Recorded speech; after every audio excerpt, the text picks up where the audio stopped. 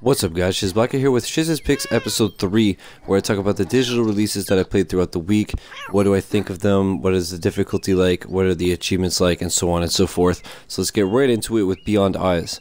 In Beyond Eyes, you play as a little blind girl named Ray, and you're looking for your lost cat Nanny. Now, the element of being blind is interesting in the sense that the landscape is completely blank until you fill it out with your other senses, such as feel, sound, and even in some instances, smell. This is a premise that works great on paper, but in reality leaves much to be desired. I understand that she's blind, she's not going to be running around at full guns, but they could have really increased the movement speed. It makes the game incredibly boring because it's not really puzzle solving or anything, you're just walking around from A to B and exploring the landscape. And it's a very short game. It took me 4 hours to get all the achievements, but it felt like it took forever just because it was so incredibly boring after the first 30 to 60 minutes. The achievements themselves, 9 of 10 are secret, which I personally can't stand, and some of them are very obscure, such as picking a flower off a bridge, dropping it down into the water, it lands on a rock, you go to the rock and pick it up off the rock.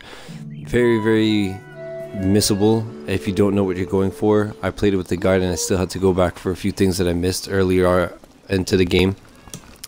This one I would honestly just steer clear of. It's boring, there's no satisfaction in beating it. Unless you really just want some quick and easy game score, I would just stay away from this one, to be honest.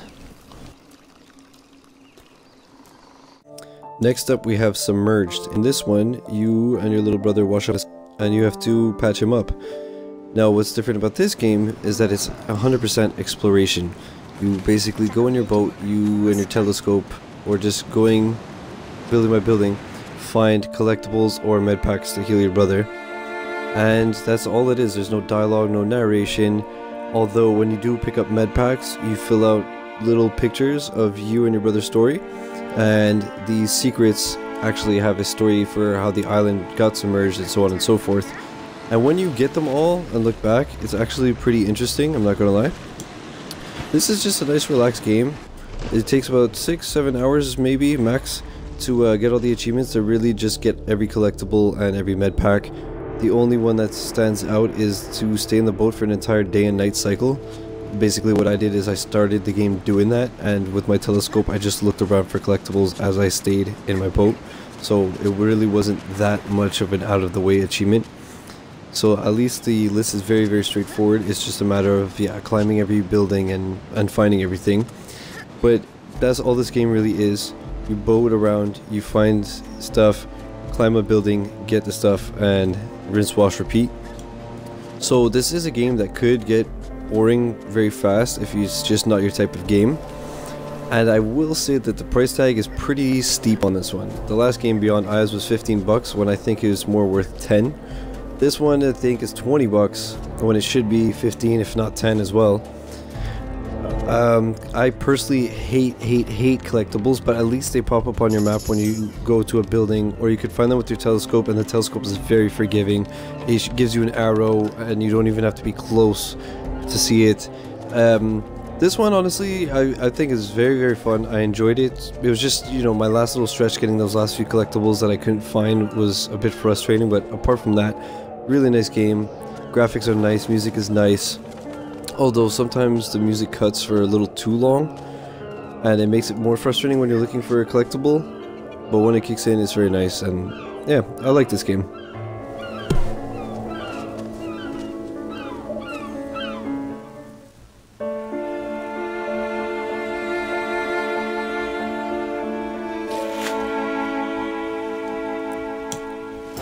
Next up is Beatbuddy. This game is very interesting in the sense that music and rhythm and timing goes a long way in this game. My only complaint about the music is that each level pretty much has one song. The songs are very good, but let's say the last level out of 6 took me over an hour to beat, so it got obviously very repetitive. And also, another complaint is that when you're dashing like this, when you take damage, it kind of muffles the sound. So once you get hit one time, it's very easy to keep getting hit because you just can't hear the music to time your next jump. Could be a little frustrating, and obviously these 2D like puzzle solving platformers tend to get very difficult at the end, and this one doesn't get very difficult, but the timing gets tricky and it gets a bit frustrating. But apart from that, it's a very fun game. I really like it. It's definitely different. It has some different mechanics, and some of the puzzles really require you to just take a second and think about what you're doing. Achievement wise, it's a pretty straightforward game. Again, I played it for 5 or 6 hours and I got 870 of the 1000 gamer score. The only achievement I missed was to beat the game in under 3 hours, which I don't know if I'm gonna go for. I'm pretty sure I can nail it, but I don't like speedrun achievements. Apart from that, it's very simple. Collect a certain amount of health drops, kill a certain amount of enemies, beat each level, things like that. The only like standout achievements really are get all the extras, which are by getting these gems called beat points. I got about 90% on each level and I still got the achievement, so at least you don't have to get every single one of them. There's the speedrun achievement. There's also one in level 4 to beat a section without getting hit. That one was a bit tricky, but it took me 10-15 minutes. It really wasn't too bad. And there is a chapter select, a level select with a chapter select. But this game definitely fun for 10 bucks. I liked it a lot. Favorite out of the 3 games I've covered so far.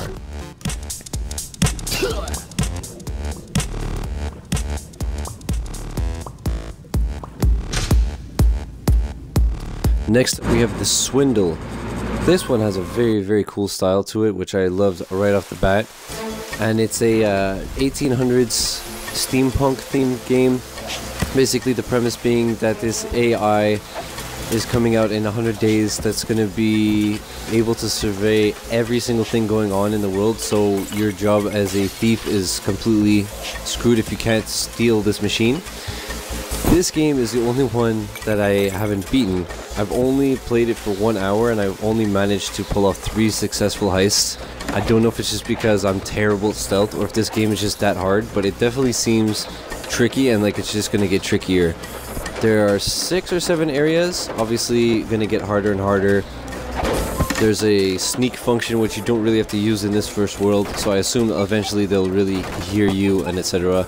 There's an upgrade system. You can get double jump, you can learn to hack, you can speed up the hack, you can get more agile, you can kick down doors, which brings me to the achievements. I only got 1 achievement so far out of the 15, and that's just to die with 100% of the take. That one I actually did do on purpose, surprisingly, out of my bajillion deaths. The other achievements are very difficult, like later, I think second last world, you have to get 50% or more of the take and escape in under 30 seconds. Pretty brutal.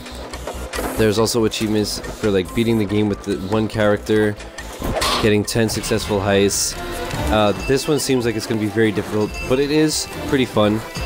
I like it. I like that if you get detected, the cops come after I believe 30 seconds and they will just wreck you, so you really got to get the hell out of there. Very nice little stealth game, kind of reminds me of Mark of the Ninja. I haven't played it enough to properly judge it, but so far I like it. It's just hard as hell.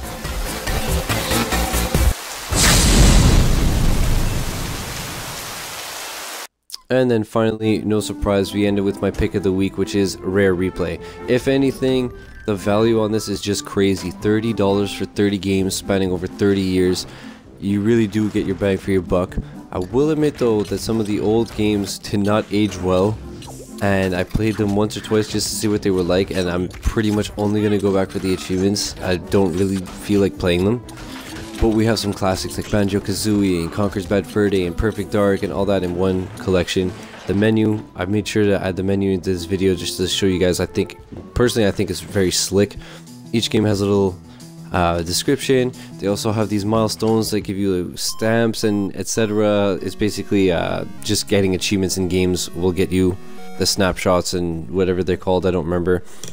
The achievements, what I like about it besides the 4,000 gamer score is that it does something that Halo Master Chief Collection should have done, which is when you snap the achievement app on the side, it'll show you the achievements for the game you're playing. Like let's say here I'm playing Slalom, it would say Slalom and then boom boom boom achievements, and then it'll say other for the rest. So you don't have to search through all that clutter to find those like 10 achievements out of the bajillion. It's worth 4,000 to 10,000 gamer score depending on what you've played on the 360 before. Anything previously released on the 360 installs as a separate game. which makes sense as far as achievements because it uses the 360 achievement system. But it is a bit annoying, I guess, in the sense that it clutters up your My Games and App section. And if you stream on Twitch directly from the Xbox One like myself, switching games means that you're always going to have to stop the stream and start it up again. Little nuisance, but I mean, it is a bit annoying. But besides that, you know, all these classic games, shout out to my MLG accuracy in this video, by the way. I'm the best ever, and don't you ever forget it. Yeah, having all these classic games in one pack, and the loading is very, very fast. Everything is very clean, very easy to find. It's just, it's so ridiculous to have this much stuff in one game, so to speak. It's just, if you didn't remember before that Rare was amazing, now you'll definitely remember. So this is definitely my pick of the week. Hopefully you guys enjoyed the video. Hopefully I helped you decide what game you're going to pick up this week. And I shall see you again very soon with my next Shiz's picks.